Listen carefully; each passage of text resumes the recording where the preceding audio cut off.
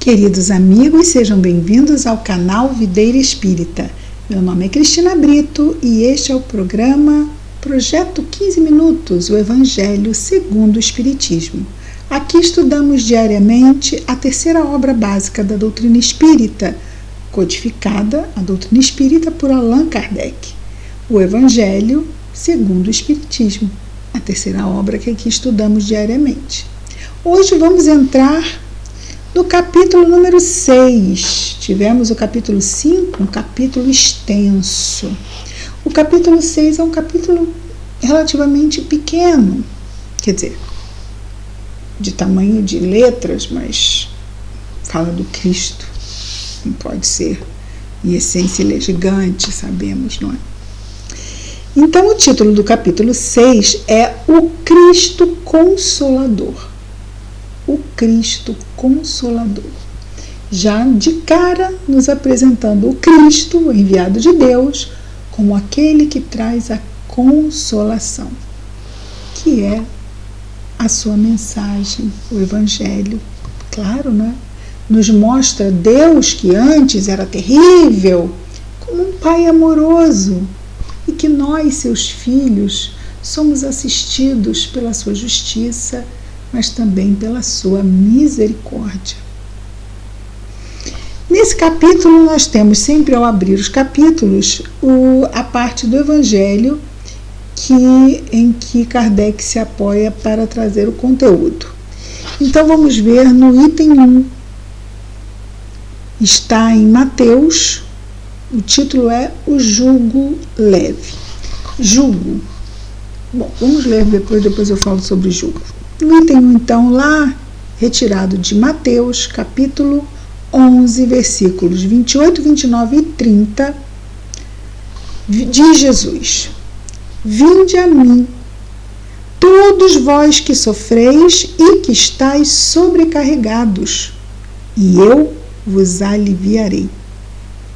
Tomai meu jugo sobre vós e aprendei de mim, que sou brando e humilde de coração, e encontrareis o repouso para vossas almas, porque meu jugo é suave e meu fardo é leve. Ora, falando de consolação e apresentando Cristo como consolador, olhe só que consolação imensa essa fala de Jesus. Então vejamos. Apenas para, quando ele fala de jugo, tomai meu jugo, jugo é aquela madeira que se coloca sobre os ombros do boi, que vem a parelha, né? 2 bois, aí se coloca aquela madeira em cima aqui dos ombros, né? Dos ombros dos bois, para que prenda-se a essa madeira ou arado ou uma carroça, e aí os bois puxam a carroça ou puxam o arado, não é? Vamos dizer assim, guiados aí por esta madeira. E ele faz essa comparação, Jesus faz essa comparação sobre nos submetermos, porque aquela madeira submete o boi ao trabalho que ele precisa realizar. Então, deixa-os ali contidos e direcionados ao trabalho. E Jesus coloca, vamos dizer assim, a existência de um jugo. Ou seja, sim, existe uma contingência à qual devemos nos submeter. Mas ele diz que o seu jugo é leve. E o fardo não é pesado. Vamos dizer que seja uma carroça, poderia ser uma carroça muito pesada, e aí, né? Mas ele diz que não, que o fardo é leve. Então vejamos de novo: Vinde a mim, todos vós que sofreis e que estáis sobrecarregados, e eu vos aliviarei. Quem neste mundo não sofre? Quem neste mundo não está sobrecarregado? Ah, mas eu vejo pessoas que não passam, estão aí, não sofrem nada. Olha, se é um espírito que está no planeta Terra, que é um mundo de provas e expiações, está aqui porque tem muita coisa ainda a ser trabalhada dentro de si. Só que é claro que existe um plano para cada um de nós, né? Às vezes passamos por momentos onde parece que não há nada, mas isso também é uma prova. Como é que vamos agir nessas circunstâncias? Também é uma prova. Então ele nos diz aqui, chama todos que estamos necessitados, e nesse mundo todos estamos necessitados, mas precisamos perceber isto. Por exemplo, nós espíritas sabemos disso, sabemos que estamos ainda como espíritos imperfeitos e que o planeta Terra é um mundo de provas e expiações, sendo assim, só está acima, não é, dos mundos primitivos, ou seja, nós ainda temos uma bagagem de imperfeição muito grande, capaz ainda de arrastar o nosso livre-arbítrio para o erro. Então nós devemos estar muito atentos, porque se não estivermos vigilantes em oração, escorregamos ali nas nossas fraquezas e aí vamos de novo entrar naquele ciclo de causa e efeito, erro, reparação. Sendo assim, Jesus nos diz que nos aliviará. Mas não nos aliviará tirando de nós o que devemos aprender ou reparar. Não. Ele nos aliviará nos dando um jugo para que nos submetamos, que é o Evangelho que ele nos trouxe. Vós sereis meus amigos se fizerdes o que vos mando, nos disse ele. Então, tomai meu jugo sobre vós e aprendei de mim. É assim que ele vai aliviar. E aprendei de mim, que sou brando e humilde de coração. Então ele está dizendo para nós o quê? Sejam também brandos e humildes de coração como eu sou. E isto acarretará em alívio para as vossas almas. Então, e aprendei de mim, que sou brando e humilde de coração.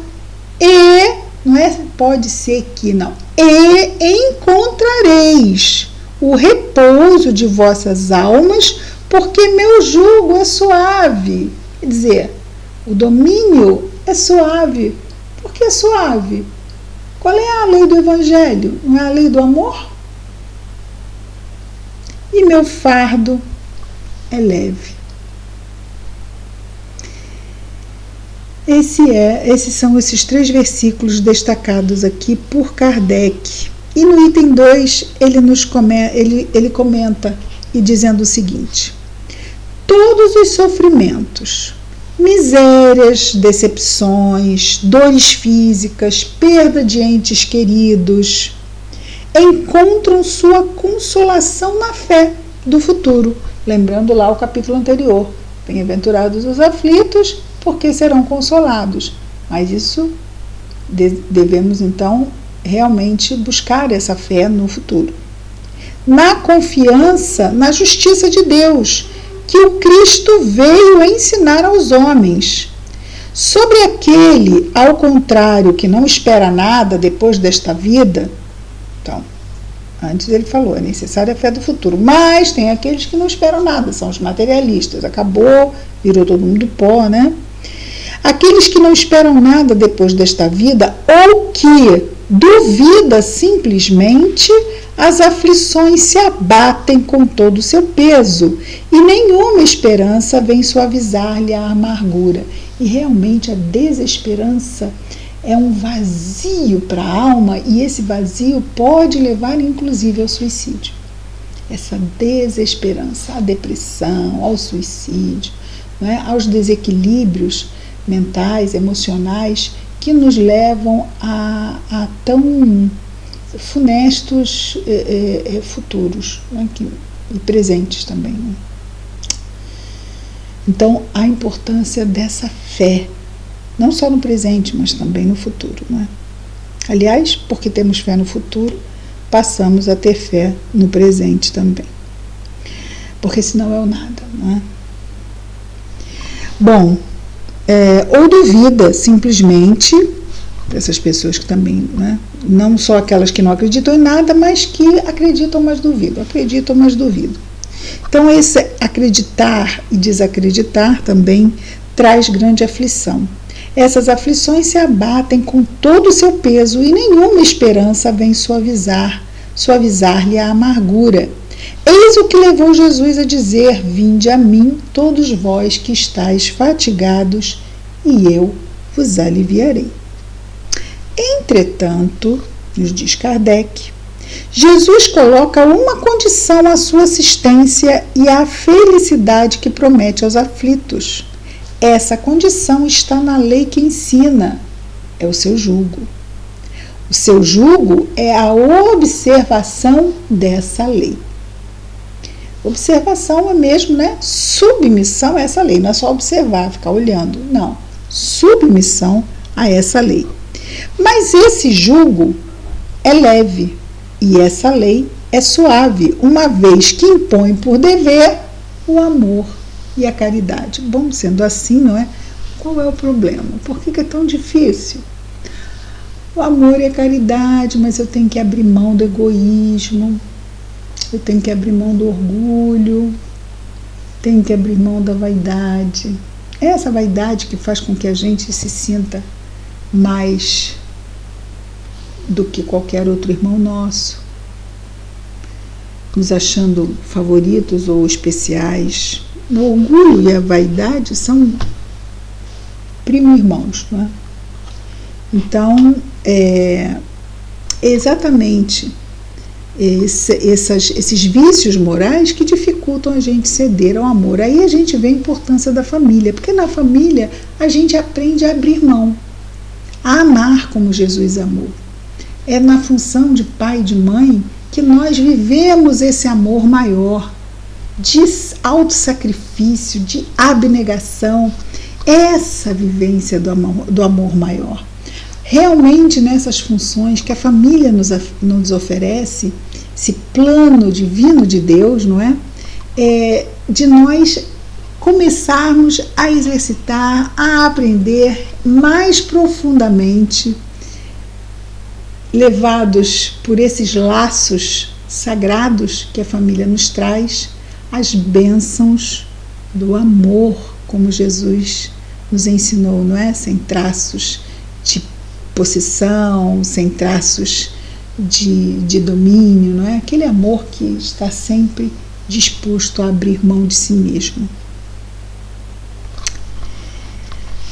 Vamos então para o item 3.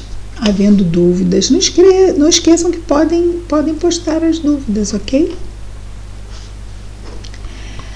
No item 3, Kardec vai entrar no Consolador Prometido. Pequeno item 3. E aqui ele vai trazer, Jesus vai, no item 3 ele traz, amanhã eu vou ter que trazer de novo, porque o 4 ele vai explicar, mas vamos ler o item 3. Jesus, narrado aqui por João, capítulo 14, versículo 15, 16, 17 e 26, nos diz: Se vós me amais, guardai meus mandamentos, e eu pedirei a meu Pai, e ele vos enviará um outro Consolador. Um outro Consolador. Quem é o Consolador? É Jesus. É o Evangelho. É Jesus. Jesus trouxe o Evangelho. Então nós, quando dizemos seguir Jesus, seguir o Evangelho, porque nós identificamos a palavra com o emissário. Até porque ele vive a palavra do Evangelho, da lei de Deus, é o Espírito puro, em toda a sua essência. Então, como nós ainda somos espíritos jovens, e os jovens têm esse pensamento concreto, é importante essa identificação com Jesus. Então, ele nos diz: se vós me amais, guardai meus mandamentos, e eu pedirei ao Pai, e ele vos enviará um outro Consolador, que nós espíritas acreditamos ser a doutrina espírita, a fim de que permaneça eternamente convosco. Sim, as revelações de Deus permanecem conosco, desde a primeira, os 10 mandamentos. O Espírito de verdade virá então, e o Espírito de verdade que o mundo não pode receber, porque não o vê e não o conhece.